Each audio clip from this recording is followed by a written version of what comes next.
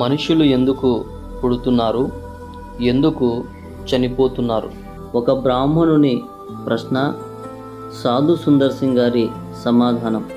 వెంగూర్లకు చెందిన ఒక బ్రాహ్మణ మెజిస్ట్రేట్ సాధు గారిని కలుసుకొని క్లిష్టమైన ప్రశ్న ఒకటి వేశాను. మీ సమయము ఎంతో విలువగలది. మీ సమయమును వృధా చేయుట నాకు ఇష్టం లేదు. ఎన్నో మత గ్రంథములను నేను చదివాను. ఒక సమస్యకు నేను జవాబు కనుగొనలేకపోయాను.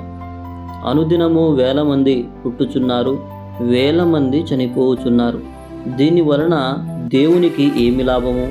పుట్టుట చనిపోవుటలో అర్థము లేదని నేను తలంచుచున్నాను అని మెజిస్ట్రేట్ తన సమస్యను తెలియజేశాను. అందుకు సాధు, మీరు విద్యావంతులు, నేను విద్యావంతుని కాను. నేను మీకు సంతృప్తికరమైన సమాధానం ఇవ్వలేకపోవచ్చును కానీ ప్రభు కృపను బట్టి నేను జవాబు చెప్పుటకు ప్రయత్నించెదను.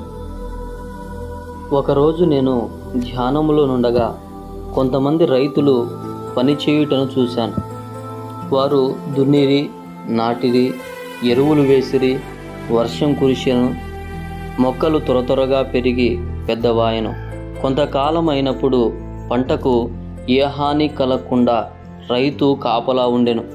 సమయము ఆసన్నమైనప్పుడు కొందరు కోత కోయువారు వచ్చి వాటిని కోశారు. ఒకవేళ ఆ మొక్కలకు స్వరం ఉంటే ఇలాగూ ప్రశ్నించేవి, దీని వలన ప్రయోజనం ఏమిటి? ఇంతవరకు మమ్మును పెంచిన రైతు చిట్ట చివరికి మమ్మును కోయుటకు కారణం ఏమిటని ప్రశ్నించేవి కావా? వాస్తవానికి కోత రహస్యము మొక్కలకు తెలియదు కానీ రైతులకు తెలుసు. ఆ ప్రకారమే ఎందుకు చనిపోతున్నామో మనకు తెలియదు కానీ దేవునికి తెలుసు. ఈ వీడియో అనేక మందికి చేరడానికి లైక్ చేయండి. మరిన్ని ఇలాంటి ప్రశ్నలకు సమాధానం తెలుసుకోవడానికి ఛానల్ని సబ్స్క్రైబ్ చేసుకోండి. అందరికీ ప్రైజ్ లార్డ్. మరణాత.